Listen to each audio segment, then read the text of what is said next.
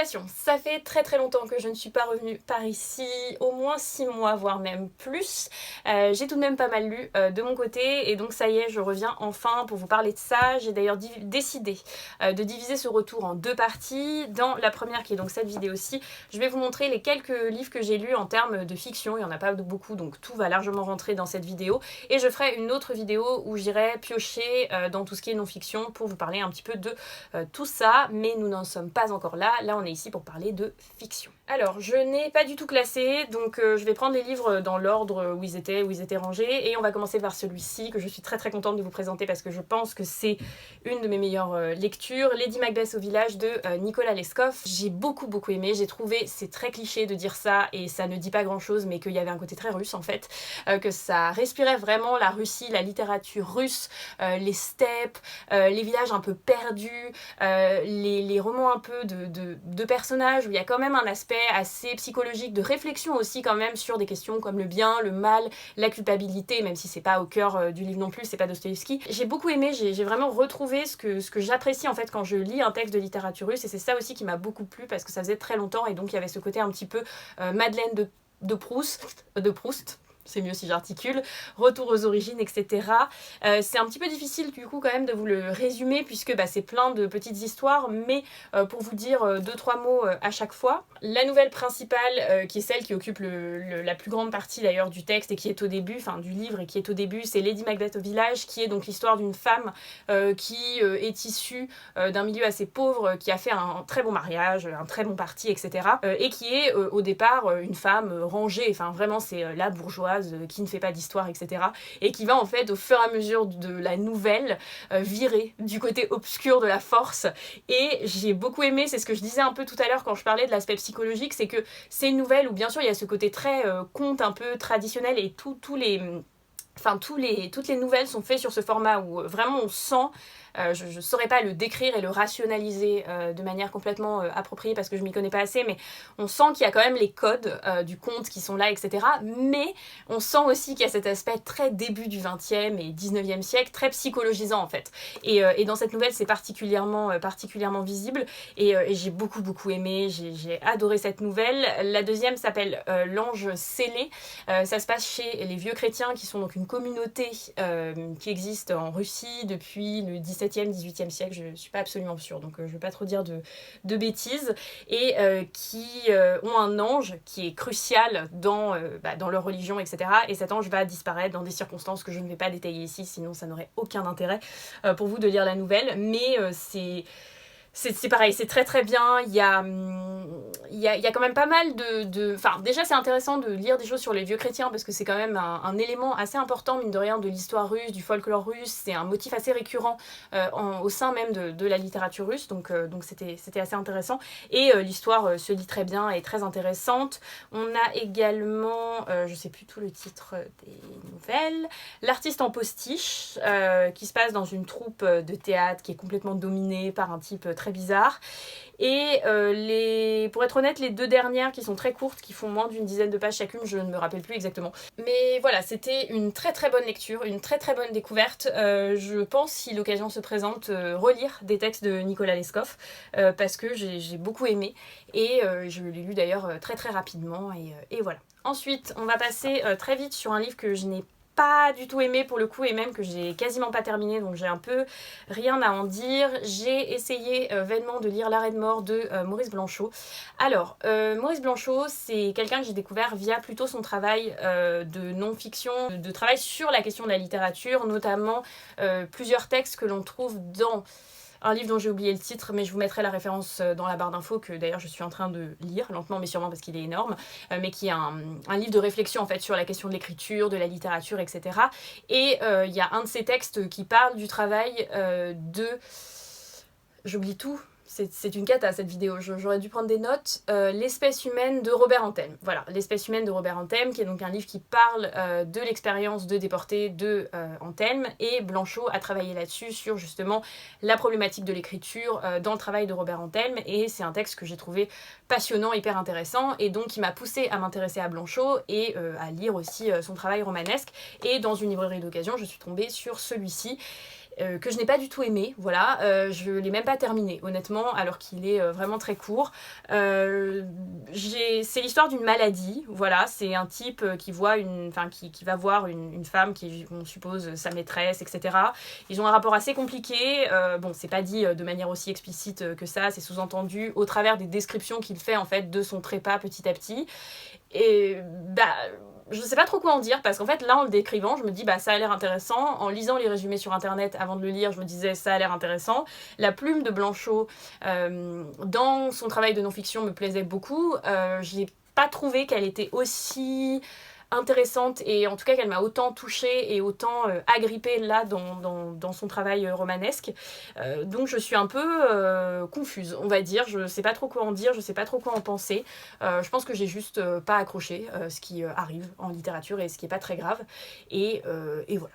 Ensuite, autre livre qui a un peu été une déception, mais pour le coup, je suis allée au bout. J'ai lu La Belle Créole de Maryse Condé.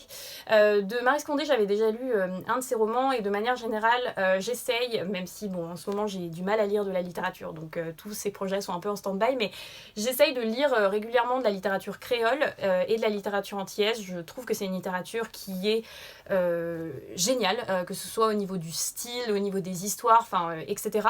J'aime notamment beaucoup en poésie Aimé Césaire, c'est vraiment mon poète préféré par exemple, et j'ai lu pas mal d'autres livres qui m'ont beaucoup plu, et Maryse Condé c'est vraiment une des références en fait dans la littérature antillaise, et d'ailleurs j'avais déjà lu un roman d'elle que pour le coup j'avais pas mal aimé, et donc je me suis tournée vers celui-ci qui est assez connu, qui est donc La Belle Créole. Donc dans La Belle Créole, tout commence en fait à la fin d'une affaire judiciaire où le prévenu est finalement acquitté à la grande surprise de tout le monde, puisque il y avait énormément d'éléments contre lui.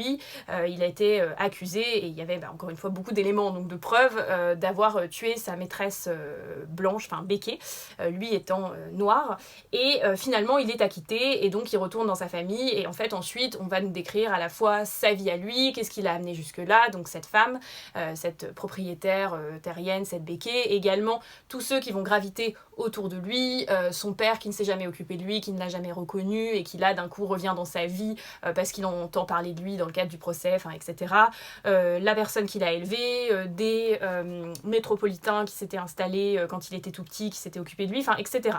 Il y a un côté très galerie de personnages, très portrait. C'est assez bien écrit globalement, mais je n'ai pas trop accroché en fait. Voilà, c'est assez difficilement descriptible du coup. Encore une fois, un peu comme le texte de Blanchot, c'est des choses qui arrivent, il y a des fois où juste l'alchimie ne prend pas, et donc même si on voit les qualités objectives et intrinsèques du livre, il y a ce petit truc qui ne se fait pas. Je l'ai quand même terminé parce que j'avais envie de voir comment ça allait finir. Alors je l'ai terminé, mais pour être honnête, j'ai un peu lu en diagonale les 30 dernières pages parce que voilà, j'avais envie de voir comment ça se finissait et de terminer ce livre, mais j'avais pas non plus envie d'y passer 10 ans. Je dirais pas que c'est un mauvais livre, je dirais pas non plus que j'ai détesté, mais j'ai trouvé que c'était pas inoubliable. Voilà, donc voilà, je suis contente de l'avoir lu. Ça fait un livre en plus, encore une fois, parce que cette littérature-là est une littérature qui m'intéresse, donc je suis toujours contente de la découvrir un peu plus, mais c'était pas non plus transcendant, quoi. Ensuite, j'ai enfin lu un livre dont on a beaucoup parlé il y a quelques années, dont ma mère m'avait énormément parlé, Le Mur Invisible de Marlène Auchauffeur. C'est un livre honnêtement que j'ai dans ma bibliothèque depuis très longtemps, comme beaucoup de livres parce que j'ai une pile à lire gigantesque.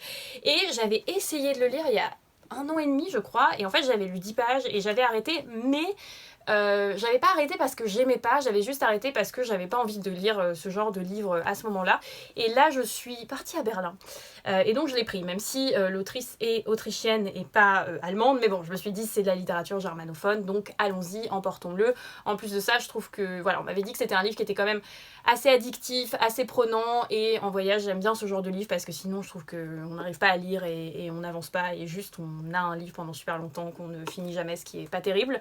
Et j'ai beaucoup aimé. Voilà, j'ai été prise, ça l'a fait avec moi. Pour vous en dire deux mots, même si pour le coup je pense que c'est un livre qui est assez connu, c'est une femme qui est en vacances dans les montagnes chez des amis. Ils partent à un moment le soir dans le bar du coin et donc ils la laissent toute seule dans le chalet, jusque-là rien de folichon. Et en fait le matin elle se réveille, déjà elle se rend compte qu'elle est toute seule, que le chien vient la voir, etc. Enfin tout semble très très bizarre, qu'ils ne sont pas rentrés. Et donc elle marche et là elle bute sur un mur invisible et elle se rend compte progressivement que en fait elle est complètement entourée par un espèce de mur invisible, que très vraisemblablement tout ce qu'il y a au-delà de la frontière du mur en fait est complètement mort et rien n'a survécu, en tout cas rien de tout ce qui va être, enfin le végétal a survécu parce qu'elle parle plusieurs fois des plantes qui prennent position, mais tout ce qui va être les êtres humains, les animaux, enfin etc, il n'y a plus rien quoi. Et elle est au milieu avec ce chien, elle trouve une vache un petit peu après, un chat qui vient les voir, etc. Et donc elle doit en quelque sorte refaire une pseudo-vie, une pseudo-existence autour de tout ça. Et le livre est autour de son journal intime qu'elle écrit, enfin de son journal plutôt, qu'elle écrit quelques années, non, 1 an et demi après. Donc il y a une différence en fait entre ce dont elle est en train de parler, c'est-à-dire toute son expérience depuis le moment où elle se rend compte qu'elle est encerclée par ce mur invisible jusqu'au moment où elle écrit, et le moment où elle écrit, où on est 1 an et demi après. Donc voilà.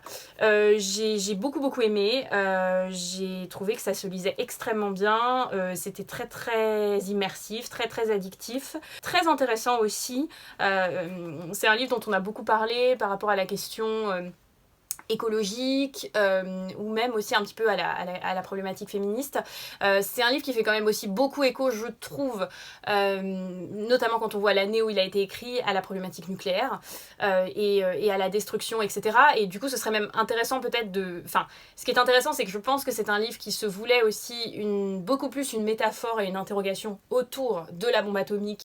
Je voulais juste rajouter une petite chose, puisque dans la vidéo je parle beaucoup de la question atomique et donc de comment le livre se veut une réflexion et une traduction en fait de cette problématique atomique et du risque de destruction qu'entraîne l'arme nucléaire et l'escalade nucléaire, en oubliant de dire, alors que c'est quand même assez évident puisque le livre s'appelle Le mur invisible, que c'est aussi plus généralement une réflexion sur le contexte politique de l'époque et celui de la guerre froide et donc d'un monde qui est divisé en deux blocs, notamment suite à la construction du mur de Berlin. Voilà, je ne le mentionne pas, mais c'était quand même un petit peu important. Bombe atomique, de la destruction nucléaire, etc.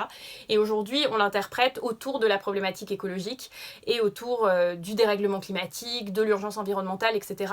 Et ce qui est drôle, c'est que ça rejoint tout un tas d'analyses qu'on peut avoir en philosophie, notamment sur la question environnementale et tout, qui travaillent justement sur l'utilisation du champ lexical de la catastrophe et de cette question de la catastrophe, et qui essayent de remettre la catastrophe, quand on la pense en matière écologique, dans une filiation plus globale qui irait depuis le déluge et qui passerait par la bombe nucléaire. Ce serait du coup intéressant peut-être d'interroger cette question de cette filiation, de cette généalogie autour de la problématique de la catastrophe et donc du rapport entre armes nucléaires, bombes atomiques, destruction atomique et environnement autour de ce livre. Mais je n'irai pas plus loin parce que je n'ai pas d'autres...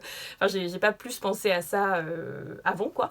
Mais voilà, j'ai trouvé que c'était vraiment très très bien. J'ai beaucoup aimé. Je pense que vous n'aviez pas vraiment besoin de moi pour le savoir parce que c'est un livre dont on a déjà beaucoup parlé et beaucoup parlé en bien.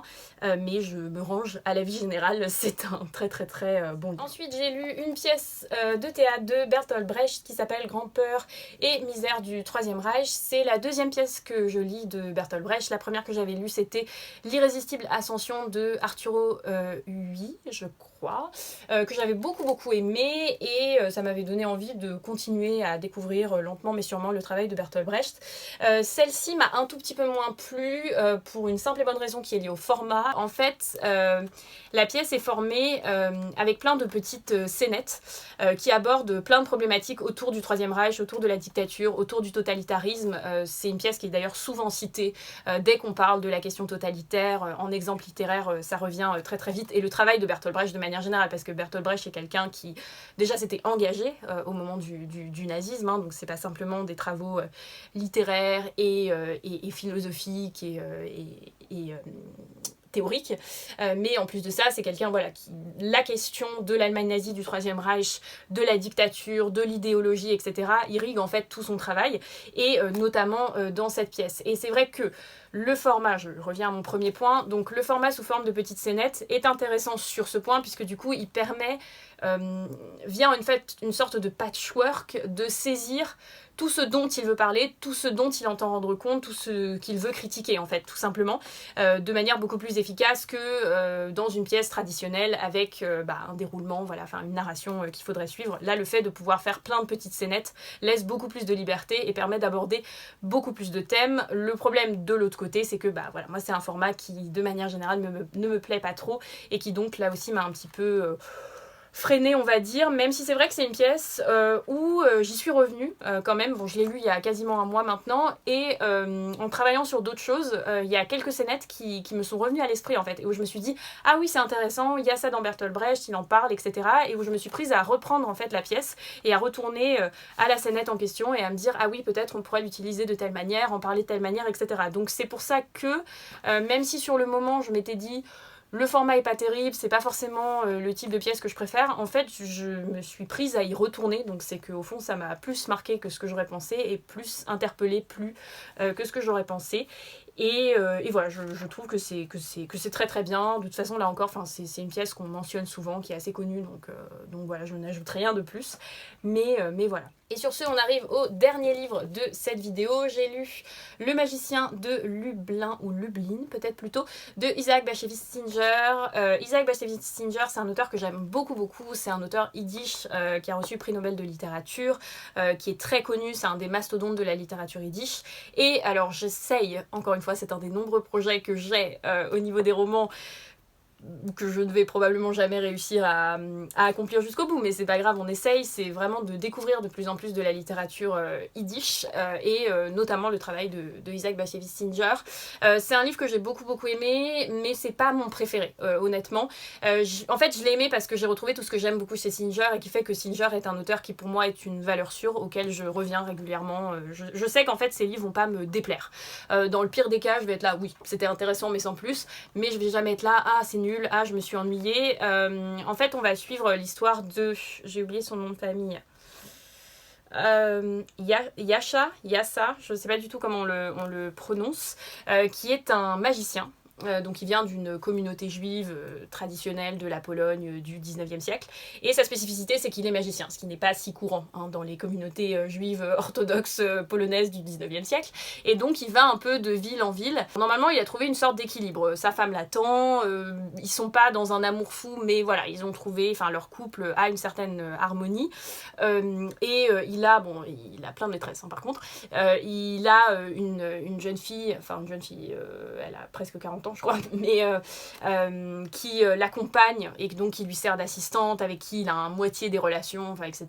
Et puis bon, régulièrement il a des maîtresses à droite à gauche, mais il a trouvé son équilibre. On peut trouver que c'est un bon ou un mauvais équilibre, ça c'est un autre débat, mais en tout cas il a son équilibre, sauf que au tout début en fait il est tombé amoureux d'une femme qui en plus n'est pas juive, qui est une veuve d'un général, enfin d'un type dans l'armée à Varsovie, et ça lui fout un peu tout en l'air en fait, c'est-à-dire que elle lui fait comprendre que elle a pas spécialement envie de rester dans ce truc un peu ambigu de il vient pas, qu'elle veut se marier, que si elle est avec quelqu'un il faut se marier et tout, donc bon, un peu compliqué pour lui, et donc tout le livre va être à la fois la description de ce qu'il fait, de sa vie, des gens aussi qui entourent sa vie, et également toute son interrogation autour de ça, de qu'est-ce qu'il va choisir, et voilà. Et c'est difficilement descriptif parce qu'en fait, les textes de Singer, c'est vraiment des livres qui sont beaucoup basés sur l'ambiance, sur les descriptions des personnages. Moi, j'aime beaucoup l'ambiance en fait qui s'en dégage, l'esprit qui s'en dégage. Je trouve qu'il y a quelque chose, mais c'est difficilement rationalisable en fait, et difficilement communicable, je trouve. Je pense qu'on y est sensible ou on n'y est pas, et on ne peut y être sensible qu'en lisant en fait les textes et qu'en découvrant les personnages. Beaucoup de temps est passé sur les descriptions des personnages, encore une fois. Il y a une vraie humanité, en fait, il y a un vrai souci de donner une âme à ces gens, et ça se ressent, et c'est ce qui fait que même si Je vous disais au début que c'était pas mon préféré de Singer, même si l'histoire est peut-être pas passionnante, en fait on continue à lire parce que justement il y a cette soif de rendre humain en fait ce qu'il décrit et ce qui fait qu'on s'attache forcément un tout petit peu, du moins un tout petit peu aux personnages que l'on rencontre, et c'est ce qui fait aussi que on y revient en fait, parce qu'on sait ce qu'on va y trouver, parce qu'on sait qu'il y a cette espèce de petit cocon d'humanité ouais, j'ai pas d'autres adjectifs, donc je vais m'arrêter là. Mais voilà, j'ai bien aimé, de toute façon c'est un auteur auquel je reviens, je l'ai déjà dit plusieurs fois, mais régulièrement, et qui ne me déçoit pas généralement, donc voilà. Et sur ce, j'en ai terminé, je vous ai présenté les quelques livres que j'ai lus en termes de fiction. J'espère que ça vous aura plu, que ça vous aura intéressé, que ça vous aura fait découvrir ou redécouvrir des titres. J'espère aussi vous retrouver très vite pour une prochaine vidéo, et d'ici là, tout le mal que je vous souhaite, c'est de faire de très très bonnes lectures. Salut!